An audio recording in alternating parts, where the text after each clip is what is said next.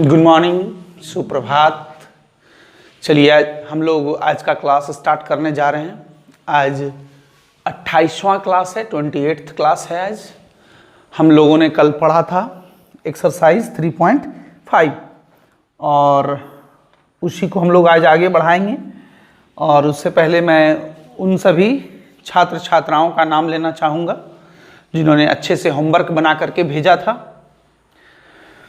उसमें से नाम है अमोली 10A, नैना 10B, कृति 10A, नीतीश 10A, लाडली 10A, रिमझिम 10B, Manisha 10C, Shivam 10D, गौरव 10C, शिवानी 10A, सुहाना 10A, हेमंत 10B, गौरवराज 10D, रिमझिम 10D, रविता 10B, आलोक 10A, Rahul 10B, Prince 10D, प्रीतम 10D, Swati 10A, Nandini 10A, Anjali 10A और Gausiya Parveen 10D।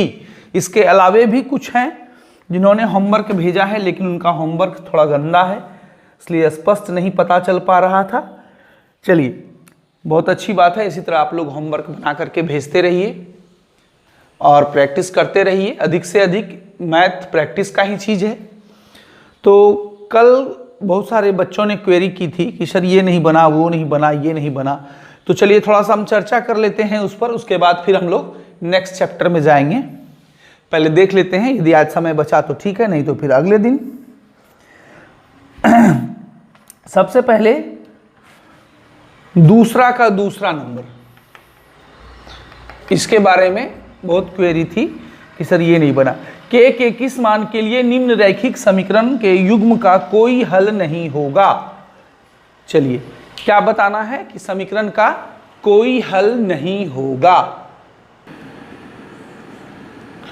चलिए इस सवाल को हम लोग देखते हैं। सवाल है 3x + y = 1 और दूसरा समीकरण है 2k - 1 × x + k - 1 × y = 2k + 1।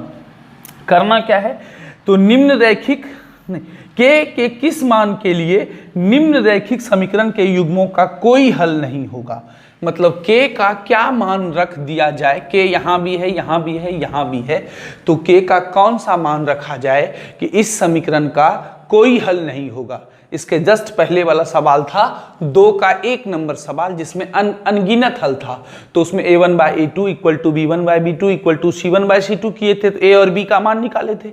इसमें एक ही टर्म का मान निकालना है, ओनली k का, स्मॉल k। ठीक है, तो जैसा कि हम लोग करते हैं 3x + y, अचर पद को इधर बुला लीजिए, -1 = 0, 2k - 1 × x plus k - 1 × y, इसको इधर बुला लेते हैं 2k + 1 को। ये पूरा को एक टर्म मान लेते हैं, है ना। अब देखिए, इसलिए a1 बराबर क्या हो जाएगा 3, b1 बराबर क्या हो जाएगा 1, c1 बराबर -1, a2 = 2k - 1, b2 = k - 1, c2 = minus bracket के बाहर है 2k + 1। ध्यान से देखें आप लोग, तो a1 b1 c1 a2 b2 c2 हमने लिख लिया।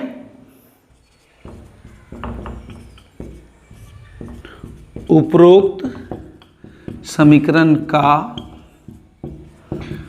कोई हल नहीं होता है या होगा जब, कब कोई हल नहीं होता है, जब a1/a2 = b1/b2 is not equal to c1/c2, है ना। हम लोग पढ़ चुके हैं पहले कि जब a1/a2 = b1/b2 is not equal to c1/c2 हो, यदि ऐसा हो तो क्या होता है, इस समीकरण का कोई हल नहीं होता है। तो यहाँ कोई हल नहीं वाला है, इसलिए यही वाला लगाएंगे, है ना। चलिए a1 का मान कितना है 3/a2, a2 कितना है 2k - 1,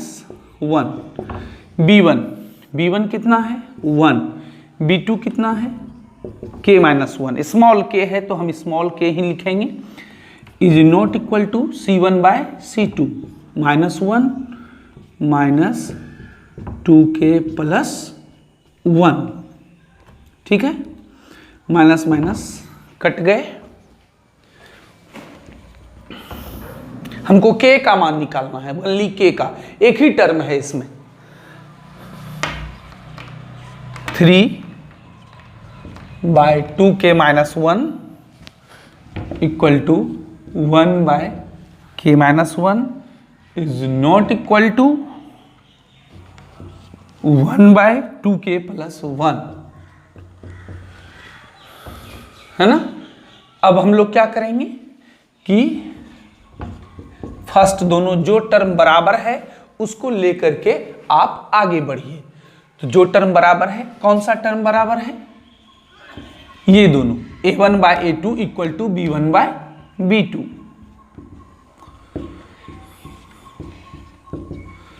है ना। तो हम लोग क्या करेंगे, जो टर्म बराबर है पहले उसको लेकर के हम लोग क्या करते हैं, आगे बढ़ते हैं। चलिए तो हम लोग इसको लेकर के आगे बढ़ रहे हैं, क्रॉस मल्टीप्लीकेशन करते हैं, ठीक ना। 3 × k क्या हो जाएगा 3k, 3 × -1 -3, 2k - 1 को 1 से करेंगे, 3k + 2k को इधर बुला लेते हैं, -2k इधर बच गया -1, -3 उधर चला गया +3, 3k में 2k चला गया 1k, तो 1k में केवल k लिखेंगे, 3 में 1 चला गया 2, बस। अब आप बोलेंगे सर आप ये लेके नहीं चलिएगा, इसकी कोई आवश्यकता नहीं है, इसमें केवल हमें k का मान ज्ञात करना था और केवल इन दोनों से ही k का मान निकल गया।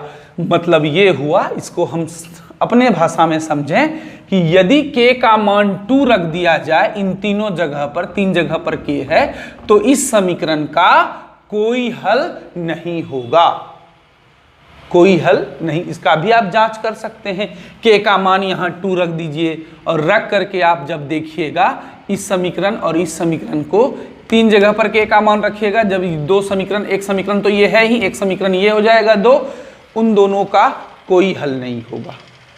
मतलब क्या हो जाएगा, a1/a2 बराबर हो जाएगा b1/b2 के और नॉट इक्वल टू हो जाएगा c1/c2।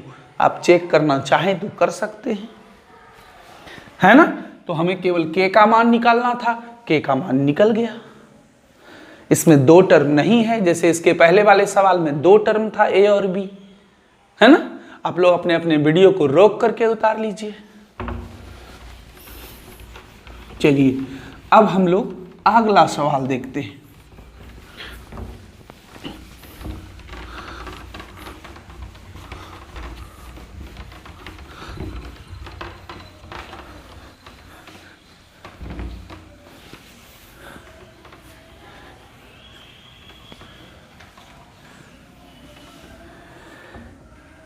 कुछ बच्चों ने कई बार मैसेज करके पूछा था कि सर 4 नंबर का जो ये सवाल है, 1 नंबर, 2 नंबर, 3 नंबर, 4 नंबर, ये किस विधि से बनाएंगे। मैंने कल भी आपको वीडियो में बताया था और आज फिर बता रहा हूँ कि जब नहीं लिखा हुआ हो कि किस विधि से बनाना है तो आप किसी भी विधि से बना सकते हैं। वहाँ केवल लिखा हुआ है कि बीजगणितीय विधि से ज्ञात कीजिए, तो आलेख विधि को छोड़ के इधर जितना भी विधि है, चाहे वो प्रतिस्थापन हो, चाहे विलोपन हो, चाहे वज्र गुणन हो, तीनों ही बीजगणितीय विधि है। तो आप किसी भी विधि से बना सकते हैं, केवल आलेख विधि नहीं बनाना है। इसमें जो आपको अच्छा लगे, जो हल्का लगे आप बना लीजिए। चलिए अब देखिए 4 का 1 नंबर सवाल, एक सवाल है, एक छात्रावास के मासिक व्यय का 1 भाग नियत है और शेष इस पर निर्भर करता है कि छात्र ने कितने दिन भोजन लिया है।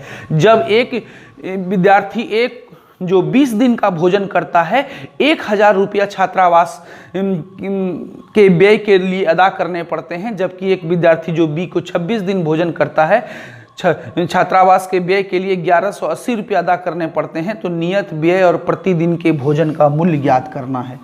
देखिए हम लोग क्या करते हैं, जो पूछा जाता है वही मान लेते हैं। तो सबसे पहला काम वही करते हैं, माना नियत व्यय एवं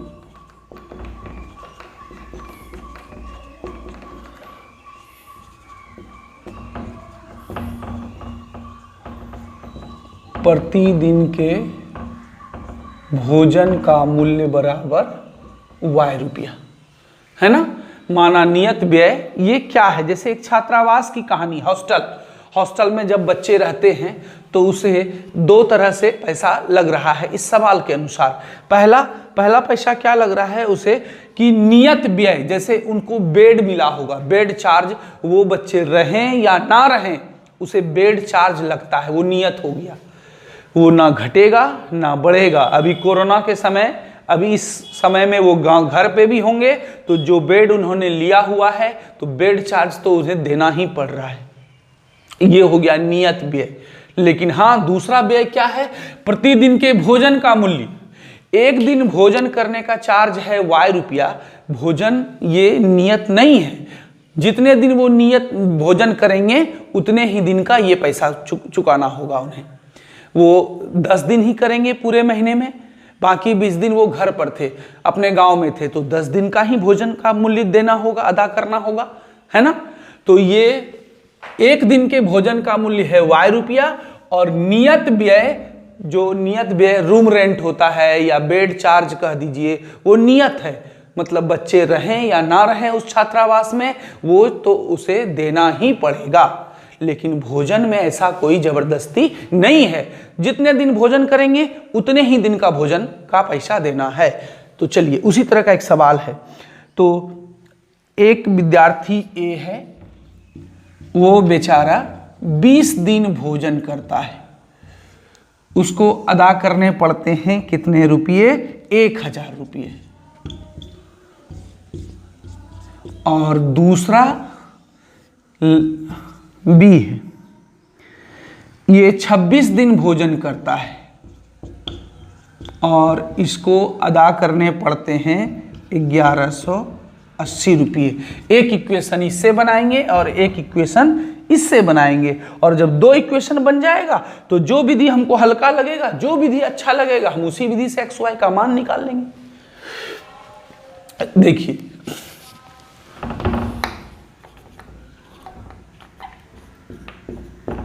प्रश्न से नियत व्यय मान लीजिए हम इसके लिए काम कर रहे हैं। तो एक लड़का ए 20 दिन भोजन करता है तो 1000 रुपया देना पड़ता है। तो नियत व्यय तो लगेगा ही, चाहे वो रहे ना रहे, पूरा महीना रहे, 5 ही दिन रहे, वो तो नियत है, फिक्स है, ये रूम रेंट है एक तरह से, या बेड चार्ज, जो समझिए आप। और भोजन कितना दिन लिया, 20 दिन। तो एक दिन के भोजन का मूल्य है y, तो 20 दिन के भोजन का मूल्य हो जाएगा 20y। अब बराबर कितना खर्च हो गया, 1000 रुपया ए को अदा करना पड़ा, है ना। ये सवाल है उस टैक्सी के तरह का। इसके पहले वाले चैप्टर में एक सवाल पढ़ाए थे टैक्सी, नियत किराया वाला, आप देखिएगा, उससे मिलता जुलता ये सवाल है। पुनः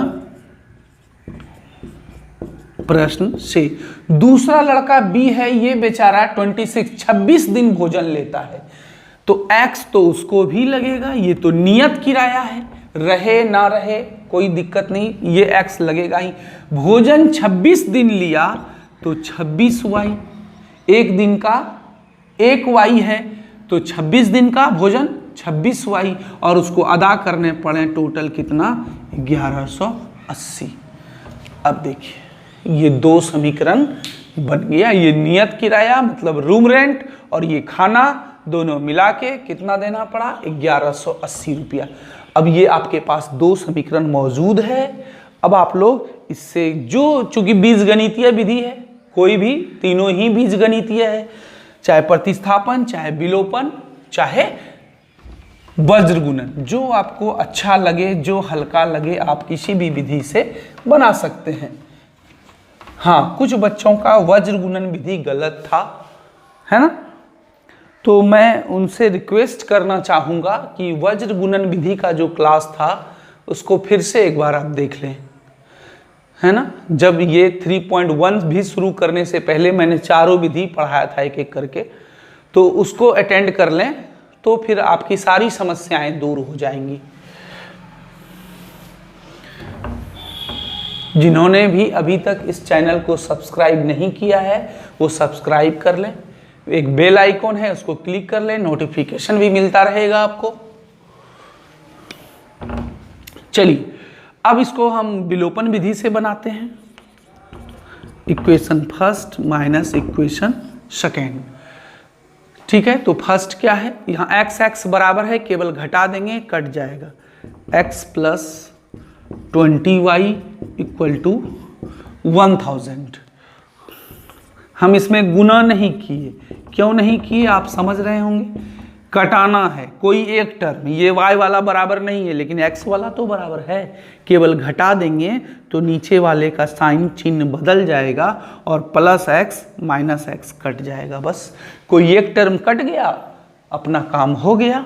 20y में 26y चला गया, ये प्लस वाला चिन्ह बदल के क्या हो गया था, हो जाएगा माइनस, तीनों प्लस में है तीनों माइनस, तो माइनस 6y, और 1000 में 1180 चला गया, माइनस 180, माइनस माइनस कट गए।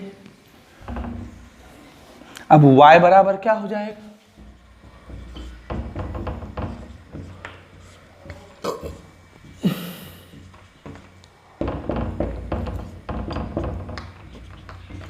y का मान निकल गया 30 मतलब प्रतिदिन के भोजन का मूल्य कितना रुपया है, 30 रुपया है। अब y का मान समीकरण 1 या 2 किसी में भी रख देंगे तो क्या हो जाएगा, x का मान निकल जाएगा।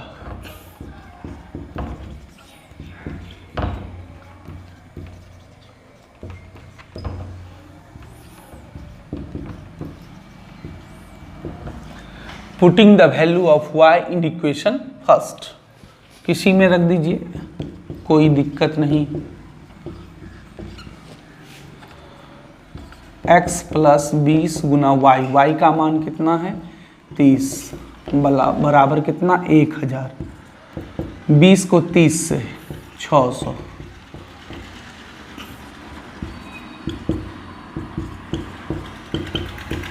प्लस 600 उस पार चला गया तो माइनस 600 हो गया, 400 हो गया। अतः नियत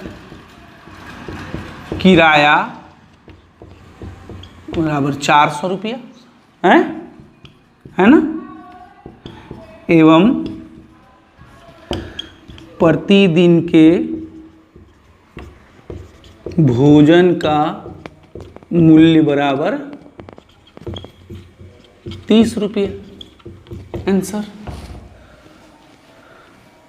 सभी सवाल को आप चेक करके देख सकते हैं कि ये आपका आंसर सही आया या गलत। अब जैसे कि इसी में से पहला इक्वेशन क्या था कि एक लड़का ए 20 दिन रहता है और उस लड़के को 1000 देने पड़ते हैं। तो देखिए x मतलब ये रूम रेंट जो या बेड चार्ज जो भी बोलिए 400, ये तो सबको लगेगा, और 20 दिन का भोजन, एक दिन का भोजन का रेट है 30 रुपया, तो 20 दिन का 20 गुना 30 मतलब 600 और प्लस 400 ये x हो गया, दोनों मिला के 1000 हो जाता है। आप रफ में करके देख सकते हैं।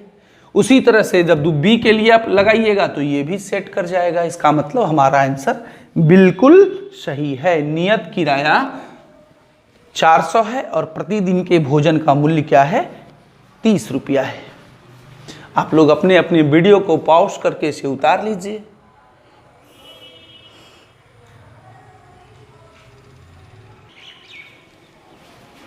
चलिए अब हम लोग अगले सवाल की ओर बढ़ते हैं। 4 का 2 नंबर सवाल तो भिन्न वाला सवाल था, उस पर कल भी चर्चा हुई थी, और भिन्न वाला सवाल हम लोग पिछले चैप्टर में भी बहुत सारा देख चुके हैं। आप वो बना लेंगे खुद से, मुझे उम्मीद है कि आप वो बना लेंगे।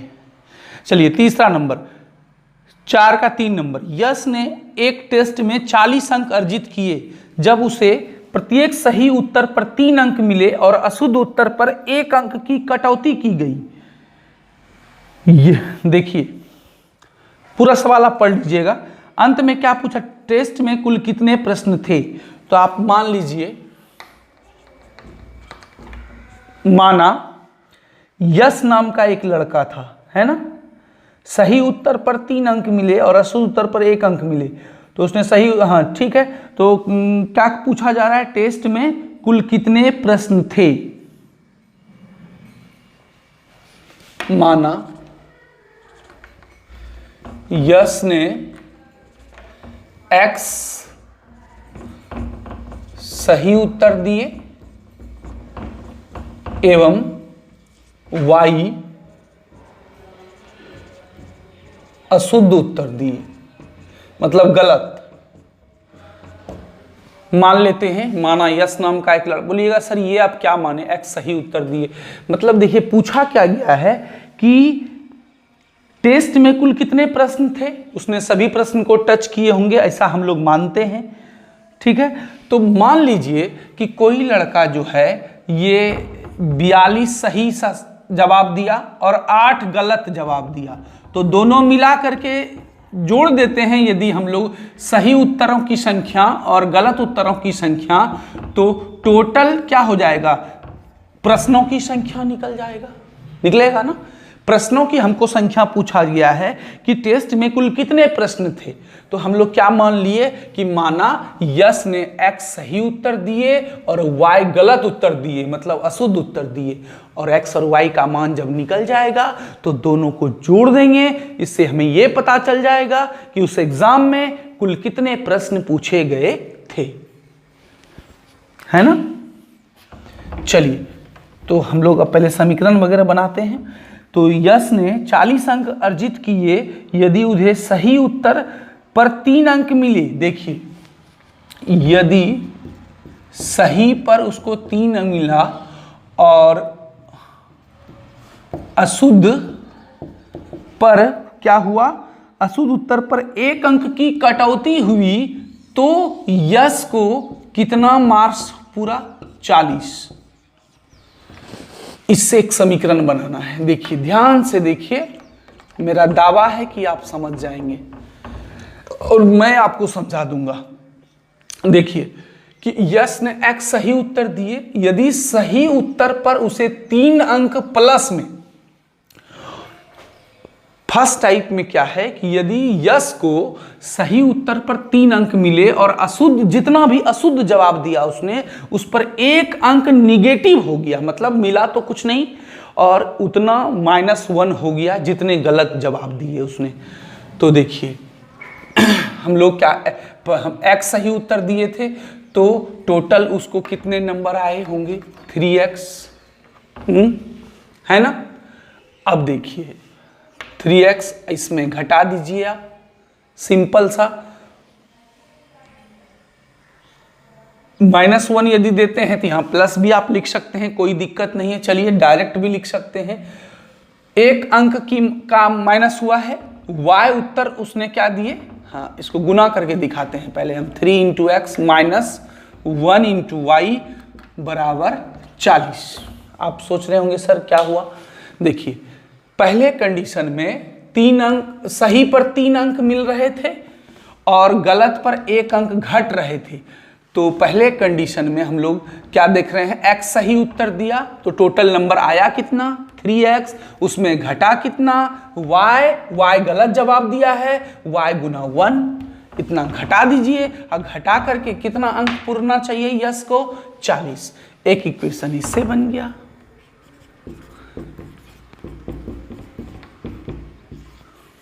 अब देखिए दूसरा जब हम बनाएंगे तो और आपका सारा डाउट क्लियर हो जाएगा।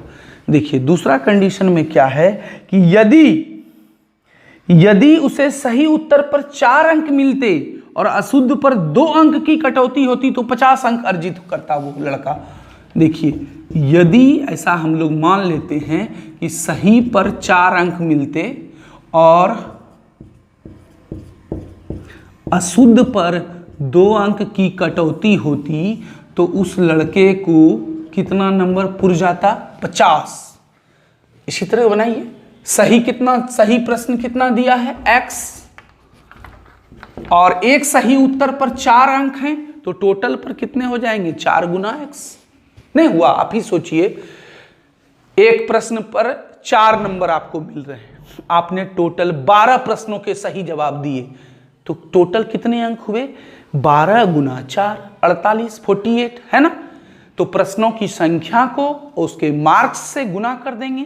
तो वही देखिए, प्रश्नों की संख्या कितनी है? x सही जवाब दिया और एक पर सही जवाब पर 4 अंक मिल रहे हैं तो टोटल 4 × x। और इसमें घटा दीजिए 2, ये माइनस मार्किंग हो रहा है, 2 × y गलत जवाब दिए और मिला करके उस लड़का को कितना पुर जाता? 50। तो बराबर 50। माइनस क्यों दे रहे हैं? निगेटिव हो रहा है, निगेटिव मार्किंग। 2 कॉमन ले लीजिए, 2x - y = 50। 2 कॉमन लेके हम थोड़ा हल्का बना रहे हैं।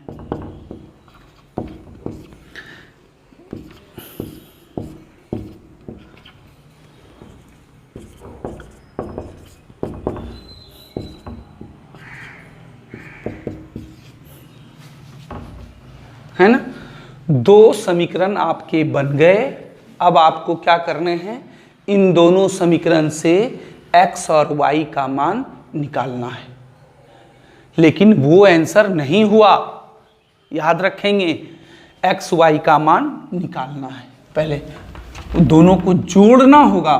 टेस्ट में कुल प्रश्न देखिए, मैं बता नहीं रहा हूं, अब आपको बनाना है। जो विधि आपको आसान लगे, सबसे आसान लग रहा है कि इक्वेशन 1 में इक्वेशन 2 को घटा दीजिए, ये -y + y हो जाएगा। उसके बाद -y और +y कट जाएगा। पहले x का मान निकलेगा, x का मान समीकरण 1 में रख दीजिएगा, y का मान। ये आपको करने हैं, खुद से करेंगे आप, जो भी विधि आपको आसान लगे। तो x का मान निकल जाएगा, जो भी निकलेगा, y का मान निकल जाएगा। लेकिन ये आंसर नहीं हुआ। पूछा क्या गया है कि टेस्ट में कितने प्रश्न थे, अतः टेस्ट में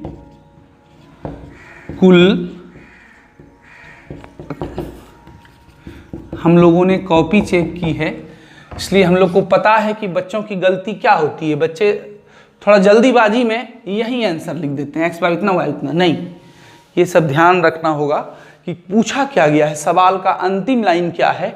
टेस्ट में कुल प्रश्नों की संख्या, तो दोनों को x हो गया सही जवाब की संख्या और y हो गया गलत जवाब, दोनों को जोड़ेंगे तब ना टेस्ट के कुल प्रश्न निकलेंगे। जो भी निकलेंगे ये आंसर है, ये आंसर आएगा। ये आप खुद से करेंगे, मैंने डॉट डॉट कर दिया, आप भी डॉट डॉट नहीं कर देंगे। आपको कोई भी बीजगणितीय विधि का प्रयोग करके x और y का मान निकालना है। सभी बीजगणितीय विधि है, केवल ग्राफ वाले को छोड़ करके। जो विधि आपको अच्छा लगे उस विधि से बनाइए। मैं अब इसको मिटा रहा हूं, अपने अपने वीडियो को रोक करके आप उतार लीजिए। इसको पूरा करना ये आपका काम है ना? आप लोग करेंगे, अच्छे से करेंगे, और जब तक खुद से नहीं बनाएंगे तब तक नहीं होगा। मैथ है, मैथ खुद से बनाने का चीज है।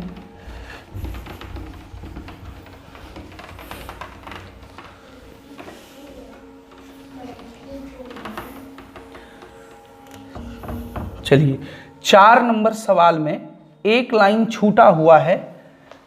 4 नंबर सवाल में एक राजमार्ग वाला सवाल है कि एक राजमार्ग पर 2 स्थान A और B के बीच की दूरी 100 किलोमीटर की दूरी पर है। एक कार A से तथा दूसरी कार B से एक ही समय चलना प्रारंभ करती है। यदि ये दोनों कारें भिन्न भिन्न चालों से एक ही दिशा में चलती हैं तो 5 घंटे पश्चात मिलती हैं। बस यहीं पर छुटा हुआ है, पश्चात मिलती हैं के बाद एक लाइन लिखना होगा आपको कि यदि ये दोनों कारें एक दूसरे की ओर विपरीत दिशा में चलती हैं तो 1 घंटे पश्चात मिलती हैं।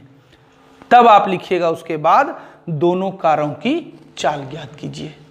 ये एक लाइन छूट गया है, टाइपिंग एरर है, वो आप एक लाइन जोड़ लेंगे वहां पर। पश्चात मिलती हैं के बाद जोड़ना है कि यदि ये दोनों कारें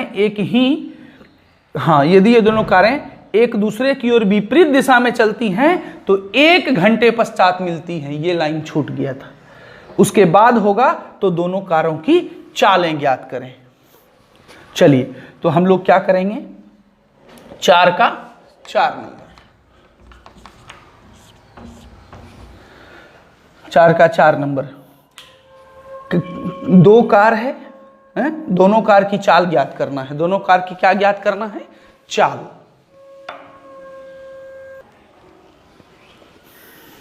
चलिए हम लोग मान लेते हैं कि 2 स्टेशन है ए और बी। ए से खुलने वाली कार की चाल x किलोमीटर प्रति घंटा एवं बी से खुलने वाली 2 कार है और 2 अलग अलग स्टेशनों से ये खुल रही हैं, एक कार ए से और एक कार बी से, है ना। तो 2 स्टेशनों से कार खुल रही हैं।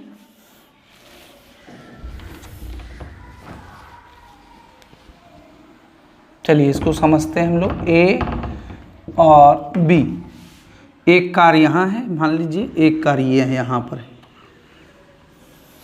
है ना। तो कहा जा रहा है कि यदि ये दोनों कारें भिन्न भिन्न चालों से चलती है और एक ही दिशा में चलती है तो 5 घंटे पश्चात मिलती है। मान लेते हैं ए से खुलने वाली 4 भी इधर ही चल रही है और बी से खुलने वाली कार भी इधर ही चल रही है, एक ही दिशा में। एक ही दिशा मतलब दोनों सेम डायरेक्शन में जा रही है, राइट जा रही है तो भी राइट जा रही है, उधर जा रही है ना। तो कह रहा है कि यदि वो दोनों एक ही दिशा में चलती हैं तो 5 घंटे में मिलती हैं। मान लेते हैं कि एक तीसरा जगह कहीं है P। ए वाला कार 5 घंटे में यहाँ से यहाँ तक पहुँचता है और बी वाला कार 5 घंटे में यहाँ से यहाँ तक पहुँच के दोनों यहाँ पर मिल जाता है 5 घंटे में। इसका मतलब हुआ कि ए वाली कार जो है बी वाले कार को पकड़ लेती है, 5 घंटे में पकड़ लेती है। जबकि उससे कितनी दूरी पर है, ए और बी के बीच की दूरी दी गई है 100 किलोमीटर। आप सवाल को गौर से देखेंगे कि एक राजमार्ग पर 2 स्थान ए और बी के बीच की दूरी कितनी है, 100 किलोमीटर, 100 किलोमीटर। आप समझिए इसको व्यवहारिक रूप से कि ए वाली कार 100 किलोमीटर पीछे है बी से, लेकिन जाके इस बिंदु P पर पकड़ लेती है उसको। इसका मतलब है कि ए वाली कार जितना कितने घंटे में पकड़ती है, 5 घंटे में। 5 घंटे में बी वाली कार से ए वाली कार 100 किलोमीटर ज्यादा चलती है, तब ना 100 किलोमीटर मेकअप कर लेती है, पकड़ लेती है उसको, पीछा कर लेती है। आप समझ सकते हैं कि 5 घंटे में ए वाली कार यहां से यहां तक गई और बी वाली कार यहां से लेकर के यहीं तक जा पाई, तब ना यहां पर पकड़ ली ए वाली कार बी वाली कार को। चलिए तुम निकालते हैं 5 घंटे में ए वाली कार द्वारा तय की गई दूरी बराबर क्या होता है, आप जानते हैं, चाल गुना समय, स्पीड इंटू टाइम। तो चाल, तो ए वाली कार द्वारा, तो ए वाली कार का चाल क्या है, x इंटू समय। कितना घंटे में मैंने पूछा, 5 घंटे में, तो 5 इंटू एक्स, 5x किलोमीटर। मतलब 5 घंटे में ए वाली कार कितना दूरी तय करती है, 5x किलोमीटर। इसी प्रकार सिमिलरली 5 घंटे में 5 आवर, h लिखे हैं, 5h आवर में बी वाली कार कितनी दूरी तय करेगी। चाल गुना समय, बार बार सूत्र लिखने की आवश्यकता नहीं है, डायरेक्ट लिखिए। बी वाली कार का चाल क्या है, y है, तो चाल के जगह पर y। समय तो वही है 5 घंटा, तो कितना हो गया 5 इंटू y किलोमीटर, है ना। देखिए अब हम इस चित्र को मिटा देते हैं, यहाँ प्रश्न से समझ लीजिए, फिर हम इसको मिटा देते हैं। देखिए 5 घंटे में ए वाली कार कितनी दूरी तय की है, 5x, और बी वाली कार कितनी दूरी तय की है, 5y। तो इक्वेशन क्या बनेगा, 5x minus 5y equal to 100। अब आप सोचिए कैसे हुआ। फिर से अभी मैंने आपको बताया कि ए वाली कार जो है 5 घंटे में यहां से यहां तक दूरी तय करती है, मतलब 5x किलोमीटर दूरी तय करती है। और इतने ही समय में 5 घंटे में बी वाली कार कितनी दूरी तय करती है, यहां बी से लेकर के यहां तक, मतलब 5y। मतलब ए वाला कार बी वाले कार से कितना ज्यादा दूरी तय करती है, 100 किलोमीटर। मतलब जब ए वाले कार द्वारा तय की गई दूरी में जब बी वाली कार द्वारा तय की गई दूरी को घटा देंगे तो कितना हो जाएगा, 100। एकदम सिंपल भाषा में समझिए कि ए वाला कार बी वाला कार से 100 किलोमीटर ज्यादा दूरी तय कर रही है ना। इसीलिए जब इसमें इसको घटाएंगे तो 100 किलोमीटर हो जाएगा। चलिए, एक इक्वेशन तो हम लोग इसी से बना लेंगे। और आप लोग एक काम और कर सकते हैं, थोड़ा हल्का भी बना लीजिए इसको 5 कॉमन लेकर के, वो ज़्यादा अच्छा होगा। और आपके लिए कोई बच्चा नहीं भी कॉमन लेगा और नहीं हल्का बनाएगा, कोई दिक्कत नहीं, आंसर वही आएगा। 5 कॉमन लिए थे, उधर गया गुना से तो भाग में। अब इसको इक्वेशन 1 मानिए, है ना। अब चलिए पुनः प्रश्न से, अब देखिए वो वाली लाइन का यूज होगा जो किताब में नहीं दिया हुआ है, छूट गया है, टाइपिंग एरर है, मिस्टेक से छूट गया। आप लिख लेंगे वो लाइन, में फिर से बोल रहा हूं, वहीं पर लिखना है। पश्चात मिलती हैं के जस्ट बाद, यदि ये दोनों कारें एक दूसरे के ओर विपरीत दिशा में चलती हैं तो 1 घंटे पश्चात मिलती हैं। ये लाइन छूट गया था किताब में, लिख लेंगे। उसके बाद तब फिर क्या है अंतिम लाइन सवाल का, कि दोनों कारों की चालें ज्ञात करें। चलिए, तो अब उस लाइन पर चर्चा करते हैं। यदि ये दोनों कारें एक दूसरे की ओर, चित्र बना लेते हैं फिर मिटा देंगे। मान लीजिए ए है, यहां पर बी है, ए वाली कार बी की ओर और बी वाली कार ए की ओर चलती हैं विपरीत दिशा में। वहां सेम डायरेक्शन में चल रहा था इस वाले कंडीशन में, और इसमें क्या हो रहा है, विपरीत दिशा में। ए वाली कार चल रही है बी की ओर और बी वाली कार चल रही है ए की ओर। तो 1 घंटे में ही मिल जाती हैं। निश्चित है कि कम समय में मिलेगा, थोड़ा दूरी ये तय करेगा। और दोनों के बीच का दूरी कितना है, 100 किलोमीटर। ए और बी दोनों स्टेशनों के बीच की दूरी 100 किलोमीटर है। उस सवाल में भी इसका यूज हुआ था। तो ए जो है, ए से खुलने वाली गाड़ी इतना दूर आई, मान लीजिए हम इसका मान सी सोच लेते हैं, कल्पना कर लेते हैं। तो 1 घंटे में ए वाली गाड़ी सी पर आई और बी वाली गाड़ी भी सी पर आई, तो दोनों मिल करके कितना दूरी तय की, जो दोनों स्टेशनों के बीच का दूरी है, डिस्टेंस है 100 किलोमीटर। जो दोनों स्टेशनों के बीच की दूरी है 100 किलोमीटर, वही दूरी ना तय की दोनों गाड़ी मिलके, तब ना यहाँ सी पर मिल गई, मिलके तय की दोनों दूरी।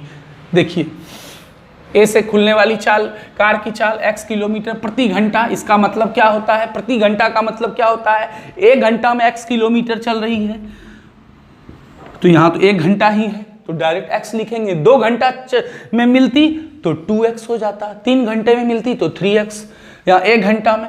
अच्छा, 1 घंटे में ये वाली गाड़ी कितनी दूरी तय करती है, y, जैसा कि माने हैं हम लोग, y किलोमीटर प्रति घंटा। इसका हिंदी मतलब यही हुआ कि प्रति का मतलब 1, 1 घंटा में y किलोमीटर। तो यहाँ भी 1 घंटा का ही बात हो रहा है, तो x + y, दोनों गाड़ी मिलके कितना दूरी तय कर रही है, 100 किलोमीटर। अब देखिए इक्वेशन 2 बन गया।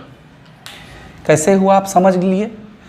क्या कहा जा रहा था सवाल में, वो लाइन कि दोनों गाड़ी मिल करके यदि 1 घंटे में मिल जाती है, यदि दोनों एक दूसरे के विपरीत ओर चलती हैं, तो 1 घंटे में ए से खुलने वाली कितनी दूरी तय करेगी, x किलोमीटर है, और बी से खुलने वाली गाड़ी कितनी तय करेगी, y किलोमीटर, और दोनों मिला करके पूरा डिस्टेंस कवर कर रही है। मतलब दोनों स्थान A और B के बीच की दूरी के बराबर, तो A plus B equal to 100, sorry x plus y equal to 100।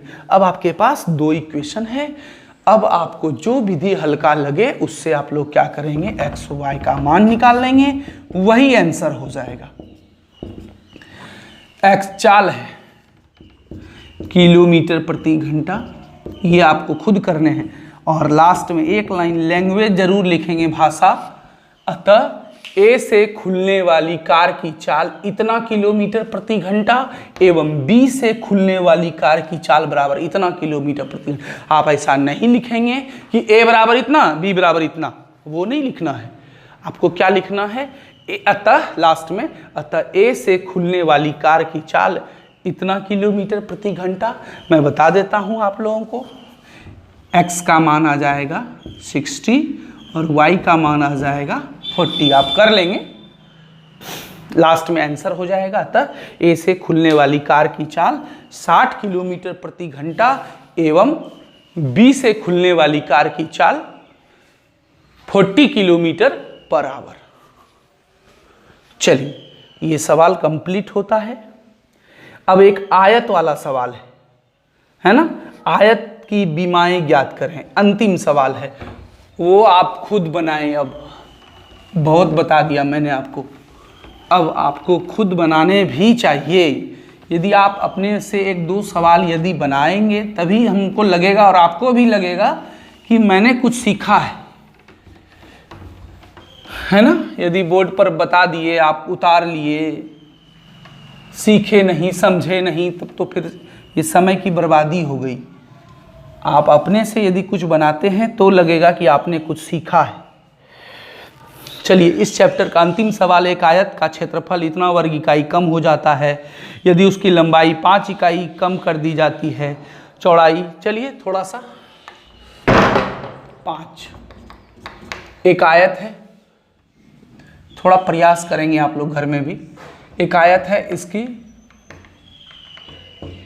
लंबाई x इकाई, चौड़ाई y इकाई हम मान लेते हैं, ठीक है। आयत की विमाएं ज्ञात करें। विमाएं का मतलब ही होता है कि लंबाई एवं चौड़ाई ज्ञात करना है। माना आयत की लंबाई बराबर x इकाई एवं आयत की चौड़ाई बराबर y इकाई, है ना।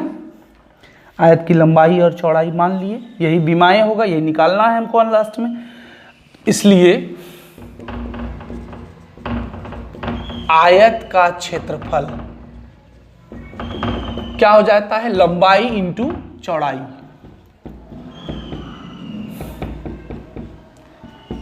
x इंटू वाई, मतलब x y और इकाई गुना इकाई, वर्ग इकाई। जैसे सेंटीमीटर गुना सेंटीमीटर, वर्ग सेंटीमीटर, जिसको हम लोग क्या बोलते हैं, सेंटीमीटर स्क्वायर। उसी तरह इकाई गुना इकाई, ऐसे इसमें इकाई की चर्चा है। नहीं भी रहता तो हम लोग इकाई मान लेते, कोई मात्रक नहीं रहे तो इकाई मान लीजिए आप। चलिए, तो आयत का क्षेत्रफल कितना हो गया, एक्स वाई वर्ग इकाई। अब देखिए प्रश्न से ध्यान से सुनिएगा, क्या कह रहा है कि आयत का क्षेत्रफल 9 वर्ग इकाई कम हो जाता है यदि हम उसकी लंबाई 5 इकाई कम कर दी जाती है सॉरी, और चौड़ाई को 3 इकाई बढ़ा दिया। कह रहा है कि यदि लंबाई को 5 इकाई कम कर दिया गया, ये लंबाई है, इसका 5 इकाई कम कर दिया गया, और चौड़ाई को 3 इकाई बढ़ा दिया गया, यही ना है। लंबाई 5 इकाई कम कर दी जाती है और चौड़ाई 3 इकाई बढ़ा दी जाती है, मतलब चौड़ाई में +3। तो क्षेत्रफल में क्या परिवर्तन होता है, क्षेत्रफल कहा जा रहा है, हाँ, 9 वर्ग इकाई कम हो जाती है, मतलब ये जो इसका क्षेत्रफल है इसमें 9 वर्ग इकाई की कमी हो जाती है। देखिए कहा जा रहा है यदि लंबाई में 5 इकाई की कमी कर दी जाए, तो चलिए भाई मैथ लोग को जो कहता है वही करते हैं। तो 5 घटा दिए लंबाई में, लंबाई x को माने थे, और चौड़ाई किसको माने हैं, y को। तो नई चौड़ाई क्या हो जाएगी, 3 इकाई बढ़ा दी जाए तो +3 कर दिए, है ना। तो क्या हो जाता है, क्षेत्रफल 9 वर्ग इकाई कम हो जाता है। तो ये नई लंबाई, ये नई चौड़ाई, ये नया क्षेत्रफल है। कह रहा है कि ये पुराने क्षेत्रफल से 9 वर्ग इकाई कम हो जाता है। तो पुराना क्षेत्रफल कितना है, xy है, इससे कितना कम, 9 कम। कम मतलब माइनस, अधिक मतलब प्लस, सबसे सिंपल भाषा में, है ना। क्या कहा, लंबाई में 5 इकाई कम कर दी जाए तो लंबाई x है तो x - 5। चौड़ाई में 3 इकाई बढ़ा दी जाए तो चौड़ाई पहले y था तो नई चौड़ाई y + 3। तो नई लंबाई को जब नई चौड़ाई से गुना करेंगे तो ये नया क्षेत्रफल हो गया। तो कह रहा है कि ये नया क्षेत्रफल पुराने क्षेत्रफल से 9 कम है। तो ये पुराना क्षेत्रफल कितना है, xy - 9 कम है, कितना, माइनस होगा। और यदि कता अधिक हो जाता है तो प्लस होता। इससे एक इक्वेशन बना लेंगे हम लोग। x को पहले इन दोनों से गुना कीजिए, x × y, xy। x को 3 से, 3x - 5 को y से, -5y, -5 को +3 से, तो माइनस इंटू प्लस माइनस। क्या सिस्टम है, पहले x को इन दोनों से गुना करेंगे, फिर -5 को इन दोनों से गुना करेंगे। xy + xy इसको इधर बुला लेते हैं, -xy, उधर बेचारा कौन रह गया, -9। क्या किए, ये +xy को, या नहीं तो आप एक काम कर सकते हैं, नेक्स्ट अगले स्टेप में बुलाएंगे इधर, अभी रहने दीजिए। xy + 3x - 5y, सब xy वाले को एक तरफ ले आते हैं, +xy - xy हो गया। उधर बेचारा कौन रह गया, -9, -15 को उधर भेज देते हैं। कांस्टेंट वाला टर्म एक तरफ, वेरिएबल वाला xy वाला एक तरफ, +xy - xy कट गया, 3x - 5y, 15 में 9 चला गया, 6, इक्वेशन 1। ठीक है, एक इक्वेशन बन गया।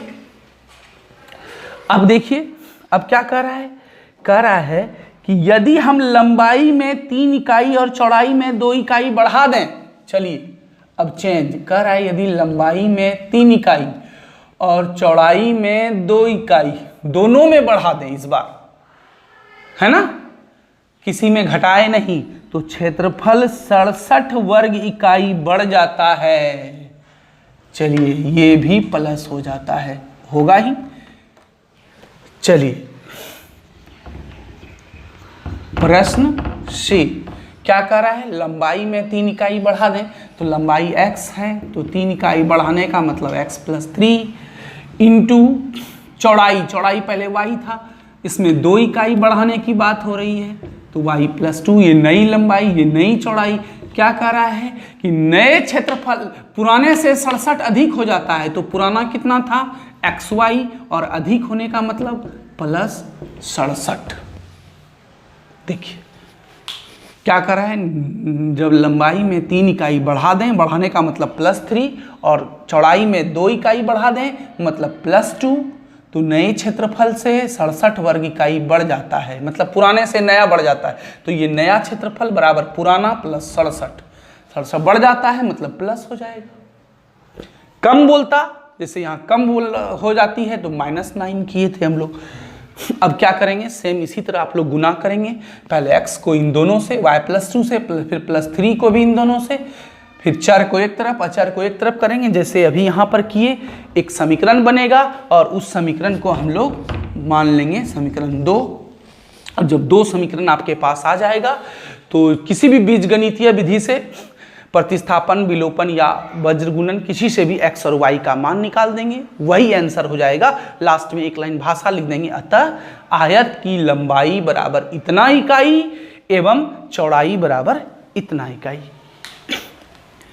यही हो गया आयत की विमाएं, लंबाई और चौड़ाई, है ना। अब मेरे ख्याल से कहीं कोई प्रॉब्लम नहीं है। आप अपने अपने वीडियो को रोक करके इसको उतार लें। बहुत लंबा क्लास हो रहा है इसका, फिर बहुत बड़ा वीडियो हो जाएगा, फिर अपलोडिंग प्रॉब्लम होगा, इसलिए मैं जल्दी से जल्दी क्लास को समाप्त कर रहा हूँ। मेरे ख्याल से अब आप बना लेंगे एक बार फिर से, जैसा कि हर चैप्टर को 2 बार हम लोग देते हैं बनाने। फाइनली एक बार फिर से आप अच्छे से, बहुत अच्छे से, ताकि होमवर्क देख करके मेरा मन खुश हो जाए। बहुत सारे बच्चे हैं जिनका होमवर्क बहुत साफ सुथरा रहता है, बहुत अच्छे से नीट एंड क्लीन रहता है।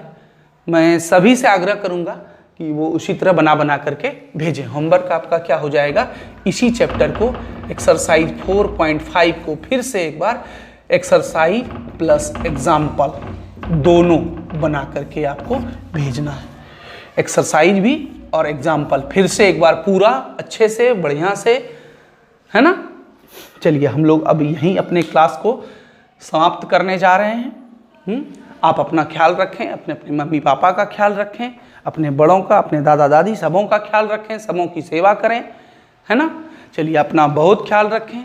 चलिए हम लोग अब इस क्लास को समाप्त कर रहे हैं। धन्यवाद।